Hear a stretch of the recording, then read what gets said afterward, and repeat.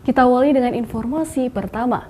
Saudara, Badan Narkotika Nasional menggagalkan penyelundupan sabu seberat 25 kg di kawasan Idi, Kabupaten Aceh Timur. 3 orang pelaku berhasil diamankan dan 1 diantaranya merupakan oknum anggota DPRK Kabupaten Biren. Inilah video amatir detik-detik penangkapan 3 orang pelaku penyelundupan narkotika jenis sabu seberat 25 kg di kawasan Idi Raya, Aceh Timur. Barang haram tersebut dibawa dari Malaysia menggunakan kapal kayu, kemudian disembunyikan di dekat bagian mesin mobil saat ingin dibawa oleh 3 pelaku di Aceh Timur. 3 orang tersangka telah ditangkap dalam kasus penyelundupan 25 kg narkoba jenis sabu dari Malaysia.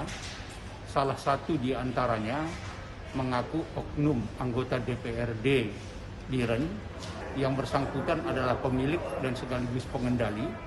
Seorang oknum anggota DPRK Biren tersebut merupakan pengendali penyelundupan narkotika tersebut dan juga telah menjadi DPO kasus narkoba oleh Polda Sumatera Utara.